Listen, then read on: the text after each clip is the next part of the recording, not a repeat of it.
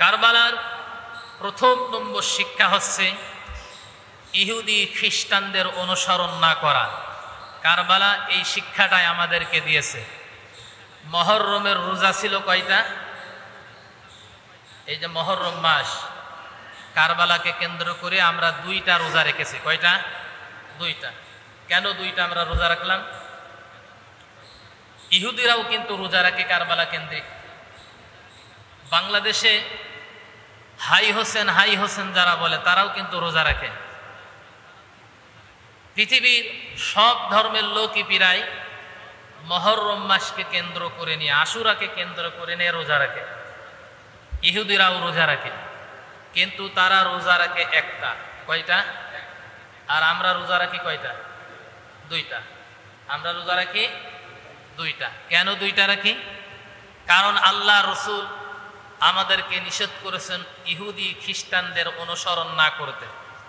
তিনি যখন মদিনায় গেলেন, মদিনায় যে দেখতে পেলেন 10 মহররমের দিন রোজা রয়েছে ইহুদিদেরকে জিজ্ঞাসা করা হলো, তোমরা কেন রোজা রেখেছো?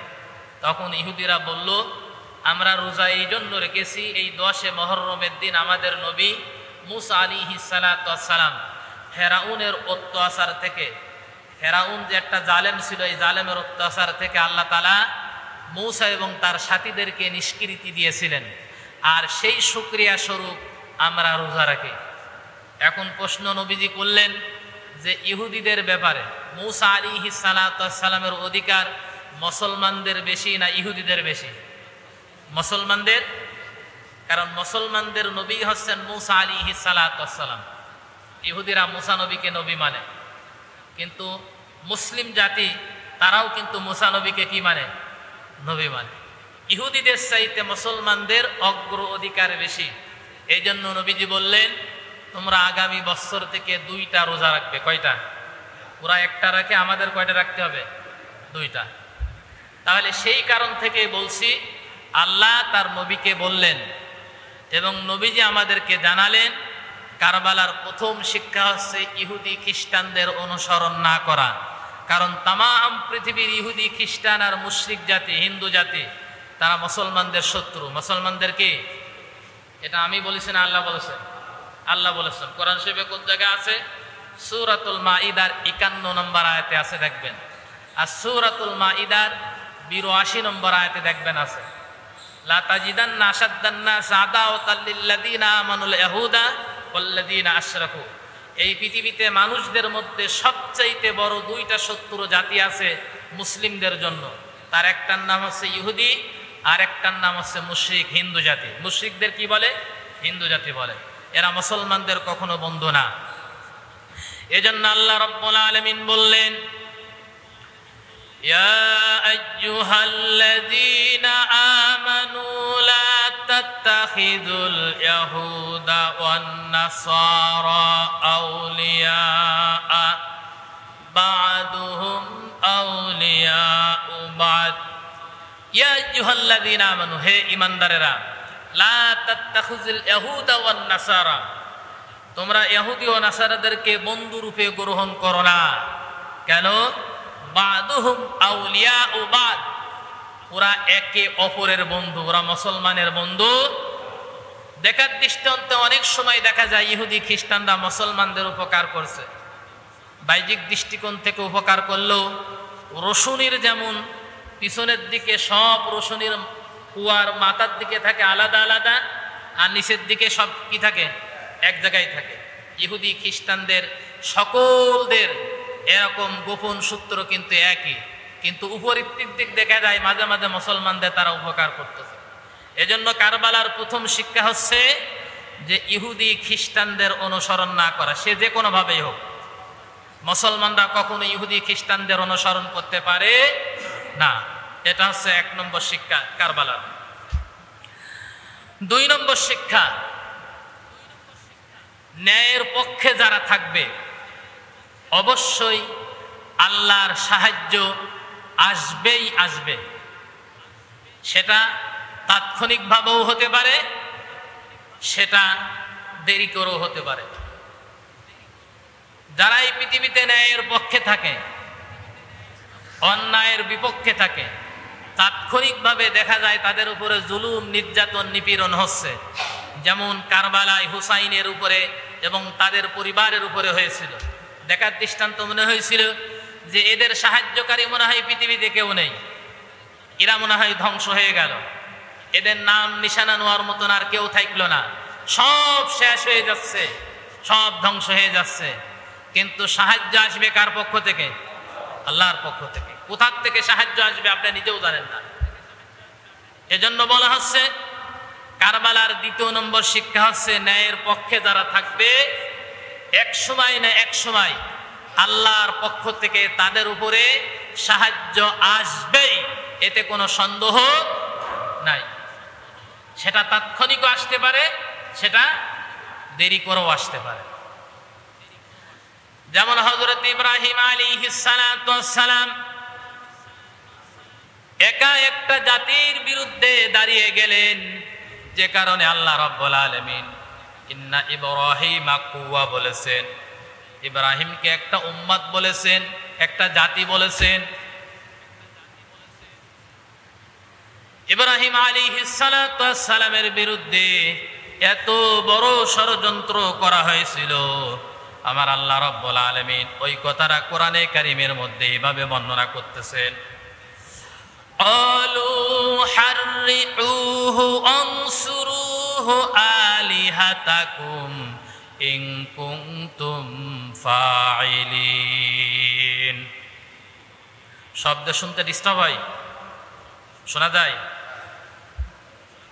ইব্রাহিম আলাইহিস সালাতু ওয়াস সালাম এর বিরুদ্ধে এত বড় ষড়যন্ত্র হলো, সমাজ শক্তি, ধর্মীয় শক্তি আর রাষ্ট্রীয় শক্তি ইব্রাহিমের ব্যাপারে সিদ্ধান্ত নিল যে তাকে আগুনে ফেলে দিয়ে হত্যা করতে হবে।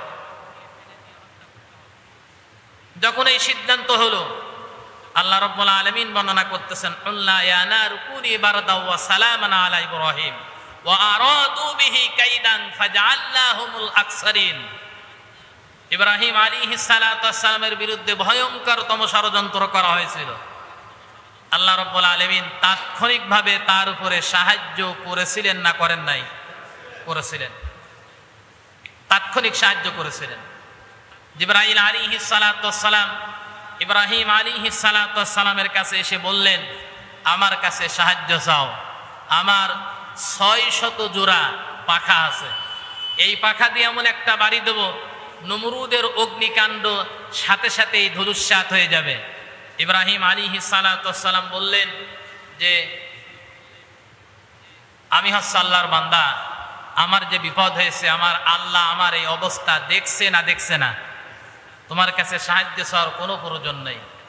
আল্লাহ ইব্রাহিম আলাইহিস সালাতু ওয়াস সালাম বললেন, হাসবুনাল্লাহু ওয়া নি'মাল ওয়াকিল, নি'মাল মাওলা ওয়া নি'মান নাসির, তিনি একমাত্র আমার সাহায্যকারী। এই কথা যখন বললেন, তখন আল্লাহ তাআলা ইব্রাহিমের ব্যাপারে সাহায্য পাঠিয়ে দিলেন, বললেন, আল্লাহ ইয়া নারু কুনি বারদা ওয়া সালামান আলা ইব্রাহিম, আমি ইব্রাহিমের ব্যাপারে সিদ্ধান্ত নিয়ে নিলাম আগুনে, যে আগুন তুমি ইব্রাহিমের জন্য আরামদায়ক হয়ে যাও।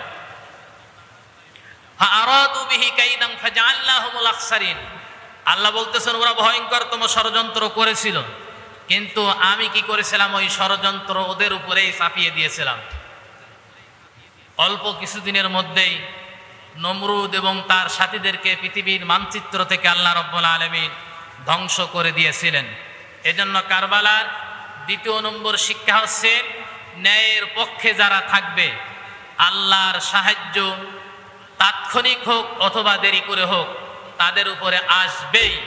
এজন্য হযরত হুসাইন তাম পৃথিবীর মানুষের কাছে নন্দিত হয়ে আছে বর্তমানে। তার নাম যখনই মানুষ পড়ে সাথে সাথে রাদিয়াল্লাহু আনহু পড়ে, তার জন্য দোয়া করে, মানুষ কাঁদে। কিন্তু এজিদের জন্য কোনো মানুষ কাঁদে না, কাঁদে নাকি? বরং এজিদের নাম শুনলে মানুষ কি করে? ঘৃণা করে। আজ পর্যন্ত পৃথিবীর কোনো মানুষকে দেখা যায়নি যে এজিদের নাম নিয়ে কোনো ছেলে কোনো বাপ তার সন্তানের নাম রেখেছে, দেখা গেছে? দেখা যায়নি। এমনকি একটা কুত্তা বিড়ালও পুষ্টি দেখা যায়নি এজিদের নাম নিয়ে। তাৎক্ষণিকভাবে অনেক কিছু মনে হয়, কিন্তু আল্লাহ তাআলা ওই বিষয়টাকে পরিবর্তন করে দিয়ে নির্যাতিত ব্যক্তিদেরকে পরবর্তীতে নন্দিত করে দেয়, আর নির্যাতন যারা করে তাদেরকে আল্লাহ তাআলা নিন্দিত করে দেয় জাতির সামনে। তার জ্বলন্ত দৃষ্টান্ত ইয়াজিদ আর হুসাইন রাদিয়াল্লাহু তাআলা। এটা হচ্ছে দ্বিতীয় নম্বর শিক্ষা। এবার আসেন 3 নম্বর শিক্ষা। ইতিহাস লেখা হয় ঘটনা ঘটে যাওয়ার পরে, না ঘটনা ঘটে যাওয়ার আগে? ইতিহাস সারা জীবনে লেখা হয়। আমাদের 1971 সালের যুদ্ধের যে ইতিহাস, এটা কি আগে লেখা হয়েছে না পরে লেখা হয়েছে? পরে লেখা হয়েছে। ওই সময় এই বাঙালি জাতি এমনভাবে নির্যাতিত হয়েছিল হানাদার বাহিনী দ্বারা, সেই সময় ইতিহাস লিখতে পৃথিবীর কোনো মানুষ সাহস পায়নি। কারণ লিখলেই জেল জরিমানা হবে, ঠিক কিনা? জেল জরিমানা হবে, ভয়তে লিখতে সাহস পায়নি। কিন্তু যখন স্বাধীনতা যুদ্ধ সমাপ্ত হয়ে গেল, এই বাংলাদেশ বিজয় হয়ে গেল, তখন ইতিহাস পাকিস্তান আলাদেরকে নন্দিত করে দিয়েছে, আর বাংলাদেশের মুক্তিযোদ্ধাদেরকে নন্দিত করে দিয়েছে, তাদেরকে নিন্দিত করে দিয়েছে। এটাই পৃথিবীতে আল্লাহ রাব্বুল আলামিন বর্ণনা করে থাকেন। এজন্য কোরআনে কারীমের মধ্যে আমার আল্লাহ বলেছেন, ওয়াল আসরি ইন্নাল ইনসানা লাফি খুস। এই যে আল্লাহ তাআলা আসরের কসম খেয়েছেন, এই আসর মানে আসরের নামাজ, আসর মানে সময়, আসর মানে ইতিহাস। আসরের আগে ওয়াও আছে, এই ওয়াওকে ওয়ায়ে কসমিয়া বলে। কোরআন শরীফে আল্লাহ রাব্বুল আলামিন বিভিন্ন জায়গায় সূরা শুরু করার আগে, আয়াত শুরু করার আগে এরকম ওয়াও শব্দ ব্যবহার করেছেন। যেমন ওয়াল আসরি, ওয়াল ফাজরি, ওয়াশ শামসি। এই যে শামসের আগে ওয়াও আছে, ওয়াল ফাজরের আগে ওয়াও আছে, এই ওয়াওকে ওয়ায়ে কসমিয়া বলে আরবি গ্রামার অনুযায়ী। আল্লাহ তাআলা এরকম কসম খেয়েছেন, ওয়াল আসরি, ইতিহাসের কসম। ইন্নাল ইনসানা লাফি খুস, নিশ্চয় মানুষ ক্ষতিগ্রস্তর মধ্যে নিমজ্জিত আছে। ইতিহাসের কসমকে আল্লাহ তাআলা নিজেই বর্ণনা করতেছেন। ইতিহাস মানুষের সাথে কোনোদিন বেঈমানি করে না। ইতিহাস এমন একটা জিনিস, ইতিহাস এমন একটা জিনিস যা মানুষের সাথে কোনোদিনও বেঈমানি করে না। এজন্য ইতিহাস লেখা হয় ঘটনা ঘটে যাওয়ার পরে, ঘটনা ঘটার আগে কোনোদিন ইতিহাস লেখা হয় না। এটা হচ্ছে 3 নম্বর শিক্ষা। পৃথিবীতে যেই কারবালা সংগঠিত করবে তাদের ইতিহাস ঠিক এরকমই লেখা হয়ে যাবে ভবিষ্যতে, যা পৃথিবীর মানুষ কিয়ামত পর্যন্ত তাদেরকে নিন্দিত করে রাখবে। এটা হচ্ছে 3 নম্বর শিক্ষা। 4 নম্বর শিক্ষা হচ্ছে জালেম ও জুলুমের পরিণতি কোনোদিনও ভালো হয় না। যারা জালেম আর যারা জুলুম করে তাদের পরিণতি কোনোদিনও কি হয় না। এটা আমার কথা না আল্লাহর কথা? এটা আমার কথা না আল্লাহর কথা? হুসাইনের উপরে নির্যাতন করেছিল ইয়াজিদ, ক্ষমতায় ছিল মাত্র কয় বছর? 3 বছর। কয় বছর ক্ষমতায় ছিল? মাত্র 3 বছর ক্ষমতায় ছিল ইয়াজিদ। ইয়াজিদের উপর আল্লাহ তাআলা এমন গজব নাজিল করেছিল, এমন রোগ দিয়েছিল, বালা মুসিবত দিয়েছিল, ওই রোগেই আক্রান্ত হয়ে ইয়াজিদ মৃত্যুবরণ করেছিল। তার কাছে কোনো মানুষ যেত না, এরকম অবস্থা ইয়াজিদের শুরু হয়েছিল। এজন্য যারা জালেম কোনো মানুষের উপরে জুলুম করে তাদের উপর নীতি শেষে ভালো হয়। এটা আমার কথা না, আমার আল্লাহর কথা। কোন জায়গা আছে দেখেন, কোরআনে কারীম সূরাতুল হুদের 113 নম্বর আয়াতে আছে। কোন জায়গা আছে? সূরা হুদের 113 নম্বর আয়াতে আমার আল্লাহ রাব্বুল আলামিন বলেন, ওয়ালা তারকানু ইলাল্লাযীনা যালামু ফাতামাসসাকুমুন নার ওয়া মা লাকুম মিন দুনিল্লাহি মিন আউলিয়া সুম্মা লা তুনসারুন। জোরে বলেন আল্লাহু আকবার। কোরআনে কারীম সূরাতুল হুদের 113 নম্বর আয়াত আল্লাহ বলেন, আর যারা জুলুম করেছে এবং জুলুম করতেছে, আর এই জুলুমের সহযোগিতা যারা করতেছে, আল্লাহ তাআলা উভয় 2 গ্রুপের জন্য ফাতামাসসাকুমুন নার, তাদের জন্য জাহান্নাম বরাদ্দ করে রেখে দিয়েছে। যাদের কপালে জাহান্নাম আছে তাদের শেষ পরিণতি কি ভালো হয় না মন্দ হয়? মন্দ হয়। এটা আমার কথা না আল্লাহর কথা। বাড়িতে কোরআন শরীফ পড়বেন। কোন জুলুম কাম্য নয়, সেটা আপনি পারিবারিক ভাবেও যদি আপনি আপনার স্ত্রীর উপর জুলুম করেন, সন্তানের উপর জুলুম করেন, এটাও আল্লাহর কাছে গ্রহণযোগ্য নয়। একজন সন্তানকে পিতা গায়ে হাত দিতে পারে, গায়ে হাত দেওয়ার কারণে কোনো পুলিশ তাকে হয়তো গ্রেফতার করবে না, মারবো না, কৈফিয়তে যাবে না। কিন্তু আল্লাহর নবী বলেছেন, কোনো পিতা যদি তার সন্তানের উপরে অন্যায়ভাবে গায়ে হাত দেয়, কিয়ামতে পিতাকে আল্লাহর দরবারে আসামি হওয়া লাগবে, এই সন্তানের ব্যাপারে আল্লাহর দরবারে কৈফিয়ত দেওয়া লাগবে। এজন্য আপনারা যখন আপনার সন্তানকে গায়ে হাত দেন, মারধর করেন, মারধর করার সময়ও চিন্তা করতে হবে যে আমি আসলে সন্তানের প্রতি জুলুম করতেছি কিনা, অত্যাচার করতেছে কিনা, অবিচার করতেছে কিনা, ন্যায় হচ্ছে কিনা, অন্যায় হচ্ছে। হয়তো দুনিয়ার কারোর আদালতে আপনাকে কৈফিয়ত দিতে হবে না, কিন্তু আল্লাহর আদালতে আপনাকে কৈফিয়ত দিতে হবে।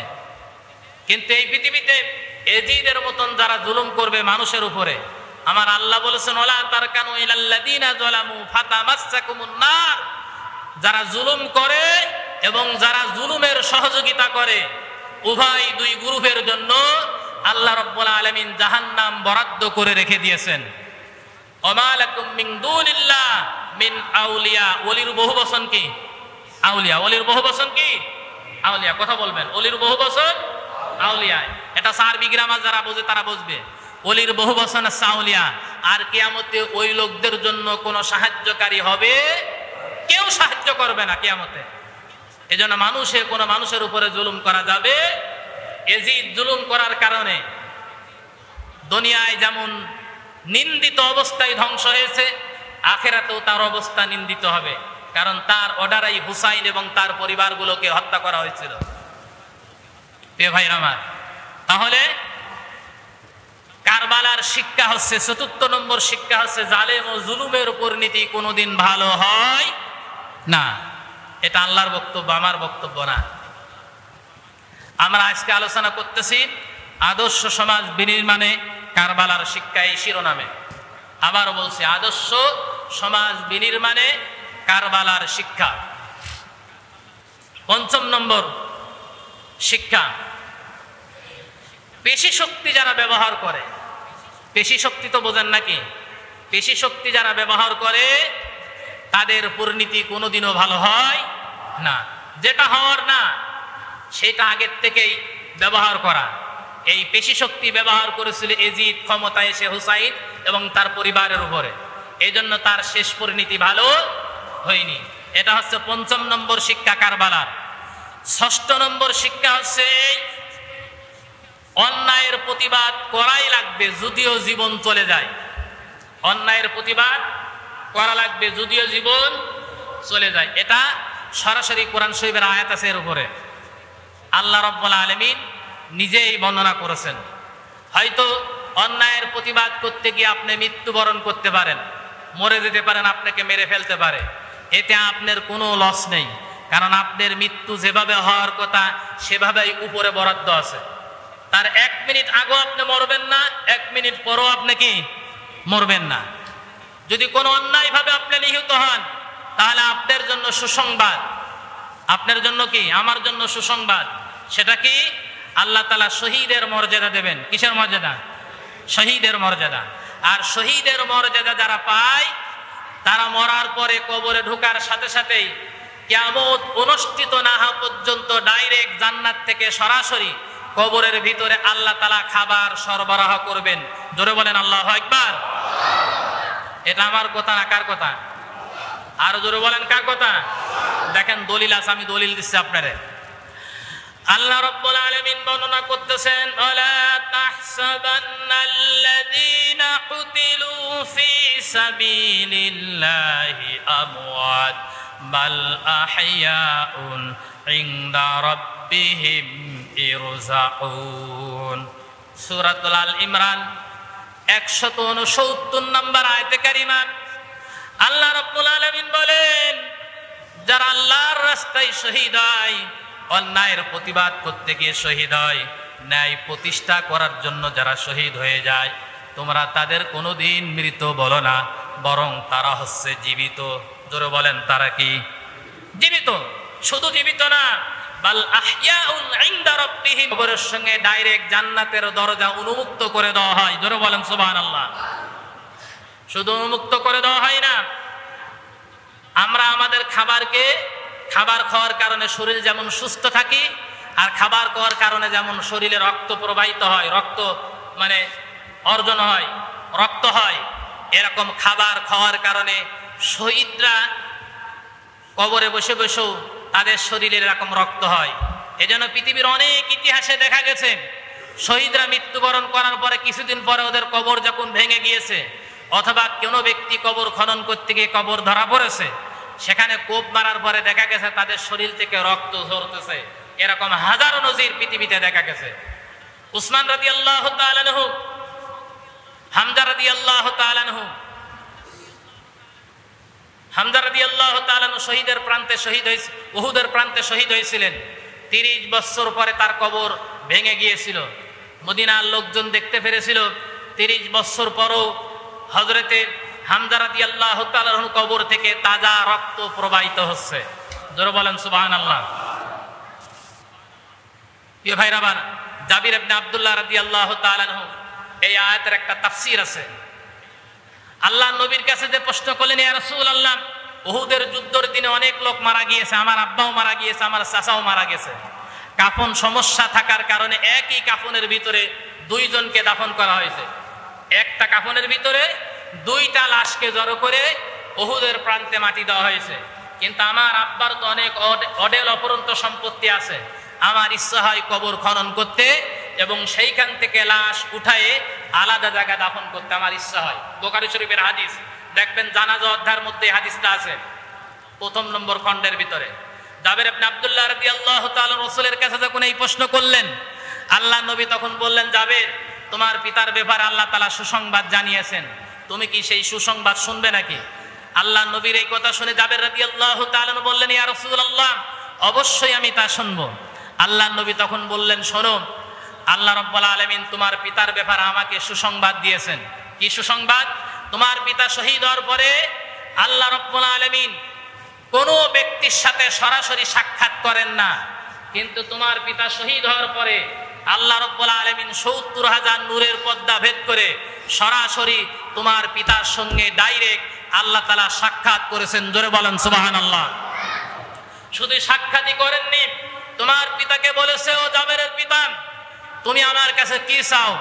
তখন তোমার পিতা আল্লাহকে বলেছে, আল্লাহ, তুমি আমাকে আবার জীবন ভিক্ষা দাও, দুনিয়ায় গিয়ে আমি আবার কাফেরদের সাথে লড়াই করে আমার জীবনটা আবার দিয়ে আসি। আল্লাহ রাব্বুল আলামিন তোমার পিতাকে বলেছেন, মানুষ মৃত্যুবরণ করার পরে আর তাদেরকে দুনিয়ায় পাঠানো হয় না, এটা নিয়মের বিপরীত। সুতরাং তুমি যদি অন্য কিছু চাও, সেই জিনিসটা তোমাকে দিয়ে দেওয়া হবে। তখন জাবের, তোমার পিতা আল্লাহর কাছে একটা জিনিস চেয়েছেন, আল্লাহ তাআলা সেই জিনিসটা কোরআন শরীফের আয়াত বানায়া আমার কাছে এই মাত্র নাজিল করেছেন। জোরে বলেন আল্লাহু আকবার। সেটা কি? তোমার পিতাকে শহীদ হওয়ার পরে যে নাজ নিয়ামত দেওয়া হয়েছে, এই নাজ নিয়ামতের সুসংবাদ পৃথিবীবাসীকে জানানোর ব্যাপারে তোমার বাবা আল্লাহর কাছে অনুরোধ করেছেন। এজন্য আল্লাহ তাআলা এই আয়াত নাজিল করে বলছেন, বাল আহইয়াউন ইনদা রাব্বিহিম ইরযাকুন। ও জাবেরের পিতা, যারা শহীদ হয় আল্লাহ রাব্বুল আলামিন তাদেরকে সরাসরি রিজিক বরাদ্দ করে দেন। জোরে বলেন সুবহানাল্লাহ। শুধু তাই নয়, অন্য হাদিসের মধ্যে আছে, যারা শহীদ হয় তাদেরকে আল্লাহ রাব্বুল আলামিন তাদের রূহটাকে সবুজ পাখির মধ্যে দিয়ে এই সবুজ পাখিটা জান্নাতের মধ্যে ছেড়ে দেওয়া হয়, আর জান্নাতের যেখানে ইচ্ছা সেখানে সেই সবুজ পাখিটা যেতে পারে। এজন্য অন্যায়ের প্রতিবাদ করতে কখনো ভুলে যাবেন না। অন্যায়ের প্রতিবাদ করতে কখনো কি, আপনি যদি অন্যায়ের প্রতিবাদ করতে ভুলে যান, তাহলে আপনার ভিতর থেকে ঈমান চলে যাবে। আল্লাহর নবীর কাছে সাহাবায়ে কেরাম জিজ্ঞাসা করলেন, ইয়া রাসূলুল্লাহ, আমার মধ্যে ঈমান আছে অথবা নেই, এটা আমি বুঝবো কিভাবে? ঈমান মাপার যন্ত্র আছে। শরীরে জ্বর হলে থার্মোমিটার দিলে যেমন জ্বর মাপা যায়, ওয়েদার কতটুকু আছে ওই ঘড়ির দিকে তাকান, বলে দেবে আজকে ওয়েদার কতটুকু। ঠিক অনুরূপ ভাবে ঈমান মাপার যন্ত্র আছে।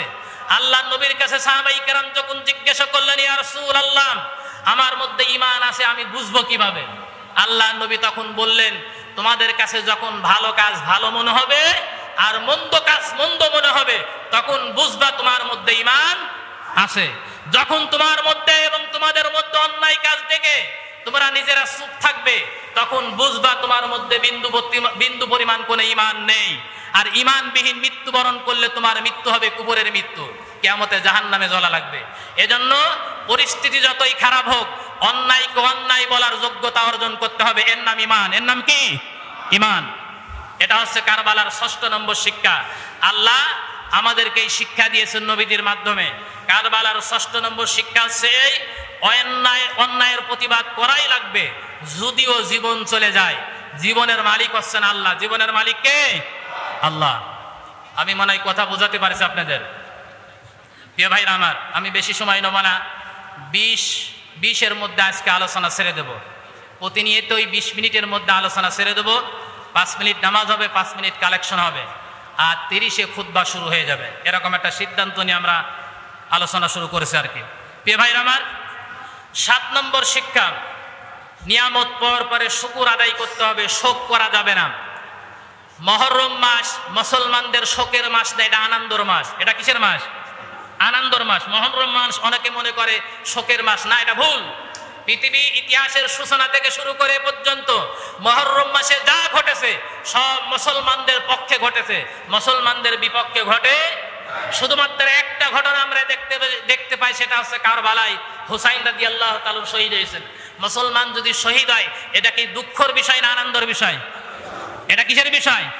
আনন্দের বিষয়। যে ব্যক্তি শহীদ হয়েছে তার ভাগ্য নিয়ে সে আল্লাহর দরবারে চলে গেছে, সে আনন্দিত। আল্লাহর পক্ষ থেকে কিয়ামত পর্যন্ত সে রিজিক পাবে আল্লাহর পক্ষ থেকে। যারা শহীদ হয় তাদের জন্য দুঃখের কোনো বিষয় নেই। এজন্য আশুরা আসলে পারে যে আমাদের দেশে দেখবেন কারবালাকে কেন্দ্র করে নিয়ে শিয়া মতবাদে যারা বিশ্বাসী তারা হাই হোসেন বলে গায়ে কি করে? মাতম করে। গায়ে কি করে? লোহা বেলে ছুরি দিয়ে এরকম খণ্ডন করে কাটে, রক্ত ঝরায়। হুসাইনের জন্য তারা রক্ত ঝরায়। এটা ইসলামী শরিয়াতে সম্পূর্ণ হারাম। ইসলামী শরিয়াতে কি সম্পূর্ণ? এই জিনিসটা হুসাইন মৃত্যুর পর আরম্ভ হয়নি। হুসাইন রাদিয়াল্লাহু তাআলার মৃত্যুর 300 বছর পরে মুইজুদ্দৌলা নাম করে একজন ব্যক্তি, তিনি একজন শিয়া ব্যক্তি ছিলেন। এই শিয়া ব্যক্তি সর্বপ্রথম ইরাকে এটা শুরু করে, তারপরে পরবর্তীতে ইরানে নিয়ে যায়। এই ডকুমেন্টারিটা পাবেন আপনি সৈয়দ আমির আলী দ্য স্পিরিট দ্য ইসলাম নামক একটা বই আছে, দেখবেন। ওই বইয়ের মধ্যে এই তথ্যগুলো দেখবেন। সেখানে লেখা আছে যে মুইজুদ্দৌলা নামক একজন ব্যক্তি সর্বপ্রথম শিয়া মতবাদে বিশ্বাসী হাই হোসেন বলে মাতম করার প্রথাটা চালু করেছিল। এটা ইসলামী শরিয়াতের কোনো বিধান না। মানুষ মারা গেলে কান্নাকাটি করা জায়েজ না। আমার সন্তান যদি মারা যায় তাহলে কান্নাকাটি করা কি জায়েজ না। মাতম করা, আসারি বিসরি করাটা ইসলামী শরিয়াতে জায়েজ না, বরং এটা আনন্দের বিষয়। হুসাইন এবং তার সপরিবারে রক্ত দিয়ে শহীদে মুসলিম উম্মার কাছে 2টা ফতোয়া আমাদের জন্য নির্ধারণ করে গিয়েছেন। 1 নম্বর ফতোয়া হচ্ছে ইসলামী খিলাফত ছাড়া অন্য কোন রাষ্ট্র ব্যবস্থা কোনোদিন স্বীকার করে না। এটা হচ্ছে হুসাইন রাদিয়াল্লাহু তাআলার রক্ত দিয়ে লিখে গিয়েছেন, কারবালার শিক্ষা। আবারও বলছি, 2টা ফতোয়া লিখে দিয়ে গেছেন তিনি তার রক্ত দিয়ে। 1 নম্বর ফতোয়া হচ্ছে ইসলামী খিলাফত ছাড়া অন্য কোন মতবাদ, অন্য কোন শাসন ব্যবস্থা ইসলাম কোনোদিন গ্রহণ করে না। 2 নম্বর ফতোয়া, সত্য কথা বলতেই হবে যদিও জীবন চলে যায়। এটা হচ্ছে হুসাইন রাদিয়াল্লাহু তাআলার রক্তর 2টা ফতোয়া তিনি লিখে দিয়ে গেছেন মুসলিম উম্মার জন্য। এজন্য পরিস্থিতি যতই খারাপ হোক অন্যায়ের পক্ষে কখনোই সমর্থন করা যাবে। আল্লাহ তাআলা আমাদের সবাইকে আজকের আলোচনা থেকে বুঝ নেওয়ার তৌফিক দান করুন। জোরে বলেন আমিন। আমি কি কথা বোঝাতে চেয়েছি? কারবালার শিক্ষা দ্বারা আপনারা এগুলো স্পষ্ট বুঝে গিয়েছেন। প্রিয় ভাইরা আমার, কারবালা আমাদের এই জিনিসগুলোই শিক্ষা দেয়। আল্লাহ তাআলা আমাদের এই শিক্ষা নিয়ে আমল করার তৌফিক দান করুন। জোরে বলেন আমিন।